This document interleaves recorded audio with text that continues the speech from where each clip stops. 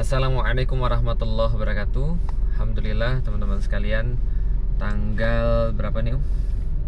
Tanggal berapa ya? 28 Apa nih? 28 Desember Jumat. Dan hari ini kita Jumatan. Bawa Koko. Halo Koko. Kok gitu sih kok? Mengerikan. Kok mengerikan gitu? Koko apa kabarnya kok? Lidahnya kok ada pink tuh. Sehat. Sehat. Koko di kampung sudah berapa lama kok? Koko udah berapa lama di kampung? Tak tahu. Nggak tahu. Alhamdulillah teman-teman sekalian, hari ini kita coba ingin membahas tentang sosial media. Karena teman-teman tahu sekarang itu kayaknya orang lebih apa ya? Lebih nyaman hidup dalam sosial media daripada hidup di dunia nyata. Kenapa? Karena di sosial media dia lebih menyenangkan daripada di dunia nyata. Bagi dia sosial media itu sebuah dunia yang lain yang dia bisa mengatur apa yang bisa dilihat dari diri dia dari angle manapun, dari sudut manapun, dan diambil tentunya dengan kamera-kamera yang pas gitu ya. Maksud saya gini, kadang-kadang orang itu lebih pede hidup di sosial media karena sosial media itu lebih bagus daripada kehidupan nyatanya. Jadi dia lebih ridho melihat dirinya sendiri di Instagram misalnya daripada dia melihat dirinya sendiri di dunia nyata gitu maksudnya. Artinya tampilannya di sosial media itu lebih bagus daripada tampilannya di dunia nyata. Ini yang kita lihat fenomena pada anak-anak zaman sekarang. Ini sisi negatif daripada sosial media tentunya ya.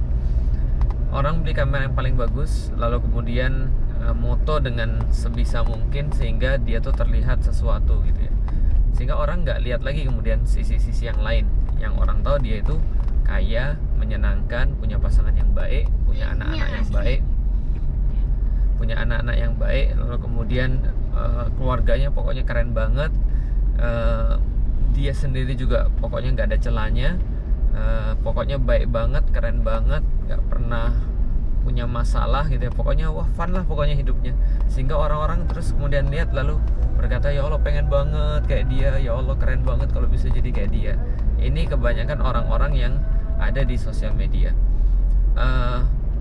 Contoh misalnya ya, saya aja misalnya contoh, walaupun mungkin saya berusaha tidak termasuk orang-orang yang hidupnya lebih menyenangkan atau saya lebih senang hidup saya di Instagram daripada di dunia nyata.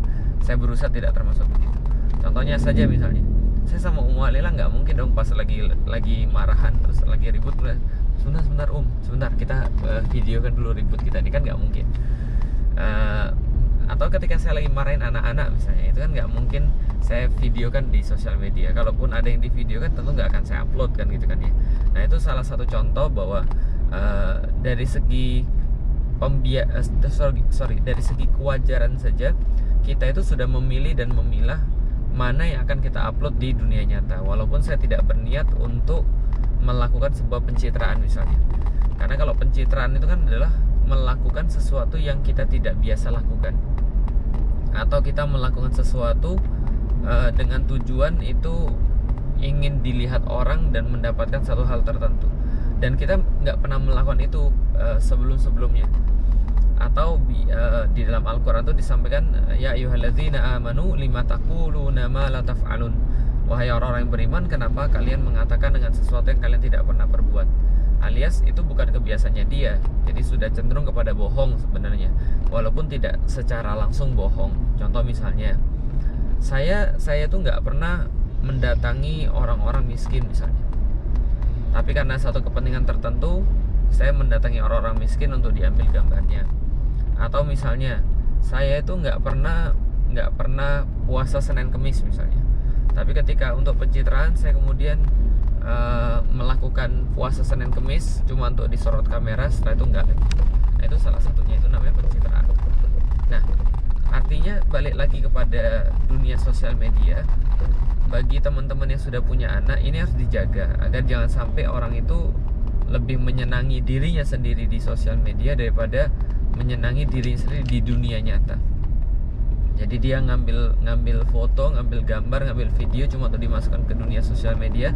Setelah itu tidak ada sama sekali kehidupan yang berhubungan dengan itu. Jadi semacam pencitraan yang tadi gitu ya. Nah, jangan sampai kita juga seperti tadi.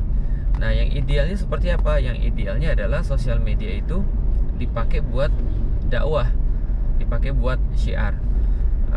Kalaupun ada sesuatu yang bersifat dalam tanda kutip pencitraan, ya itu adalah buat syiar, bukan karena dia melakukan itu padahal dia tidak melakukan itu biasanya.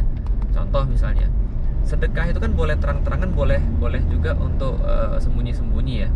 Nah, contoh misalnya dia menggunakan sosial media untuk memberitakan penggalangan dana sedekah misalnya, itu boleh-boleh saja. Contohnya lagi misalnya ibu-ibu, misalnya mbak-mbak habis pengajian lalu kemudian foto bareng lalu disiarkan di sosial media, atau quotes-quotes daripada ustadznya disampaikan di sosial media, atau petikan-petikan videonya diedit lalu kemudian disampaikan di sosial media. Nah, ini adalah sesuatu yang positif. Artinya itu bukan termasuk yang awal tadi, tapi ini termasuk bagian daripada dakwah, menggunakan segala sesuatu uslub untuk kemudian membuat agar bukan diri kita yang lebih dikenal, tapi Allah yang lebih dikenal. Ini maksudnya. Jadi kita itu diberikan keterkenalan untuk mengenalkan Allah. Berarti ada orang-orang yang punya followers banyak nih. Ada yang punya followers 1 juta, ada yang punya followers 2 juta, bahkan ada yang punya followers 50.000, ada yang punya followers 10.000, atau bahkan hanya 2.000. Ya, semua followers itu akan dimintai pertanggungjawaban, akan ditanya nanti kita. Akan kita apakan itu follower-follower itu? Apakah kita mengenalkan diri kita lebih banyak atau mengenalkan Allah? Apakah kita membuat mereka lantas lebih ngiler dengan kehidupan kita, atau mereka lebih ngiler dengan lifestyle yang kita pilih, yaitu adalah ketaatan pada Allah Subhanahu wa taala. Ini yang kemudian menjadi pertanyaan pada setiap orang-orang yang beraktivitas di sosial media. Kira-kira gimana kalau kayak gitu? Oh ya, jangan sampai lah kita itu menjadi seseorang yang lebih asik ya, lebih asik dengan dunia maya daripada dengan dunia nyata. Kalau Umi sendiri sih ya memanfaatkan itu untuk menjadi ajang dakwah ke teman-teman, supaya menjadi sebuah inspirasi, dan akhirnya membuat ya orang yang awalnya mereka itu belum kesentuh dengan dakwah itu tertarik gitu kan ya, minimal tertarik dulu gitu kan ya, kemudian jadi ikut-ikutan kita kayak gitu sih. Tapi ada nggak Umi lihat ada orang-orang yang kemudian hidupnya di dunianya itu nggak sebagus itu gitu? Iya, banyak kan kayak begitu. Gitu. Jadi memang mereka itu ya orang-orang yang memang semangat hidupnya sudah ada nih, gitu kan ya. Cuman memang butuh penguatan ya. Perlu penguatan. Jadi perlu di situ bimbingan gitu kan ya, supaya niatan hijrah tadi itu dapet. Karena belum tentu ketika sudah niat hijrah, tapi akhirnya bisa mengubah seluruh lifestyle dia. Itu butuh waktu dan butuh proses. Perlu gitu. waktu dan perlu proses. Ya, perlu waktu dan perlu proses ya. Iya. Nah, artinya itu pembahasan yang lain ya, tapi nggak apa-apa kita masukin di sini. Kita juga tidak boleh ngejudge. Artinya ingat ya, semua materi-materi yang saya sampaikan itu adalah untuk kita pribadi. Al-Quran itu juga sama, diturunkan untuk kita pribadi yang mengecek diri kita sendiri benar atau tidak. Maka apapun yang saya sampaikan itu bersifat ya untuk introspeksi, tidak serta-merta kemudian menunjuk kepada orang lain, karena yang paling harus ditilik adalah diri kita sendiri. Yang paling harus diperiksa adalah hati kita sendiri, bukan hati orang lain, bukan juga niatan orang lain. Maka terhadap orang lain ya kita berhusnuzon. Kalaupun ada yang orang-orang kayak tadi, oh bener nih, kehidupan nyatanya itu tidak semenyenangkan kehidupan di media sosialnya. Nah, tugas kita bukan mencemoohnya, tapi mengajak dia kepada kebaikan. Jadi bagaimana mengarahkan dia agar dia bisa memanfaatkan sosial media itu sebagaimana seharusnya.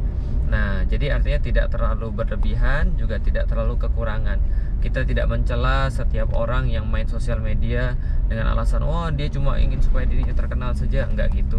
Tapi juga kita tidak membiarkan kalau ada orang-orang yang memang keterlaluan dalam menggunakan sosial media. Dia tidak menggunakannya dengan bijak, sehingga justru merugikan kemudian mungkin dakwah ini. Gitu ya. Mudah-mudahan teman-teman sekalian hari ini Jumatnya bermanfaat. Assalamualaikum warahmatullahi wabarakatuh. wabarakatuh.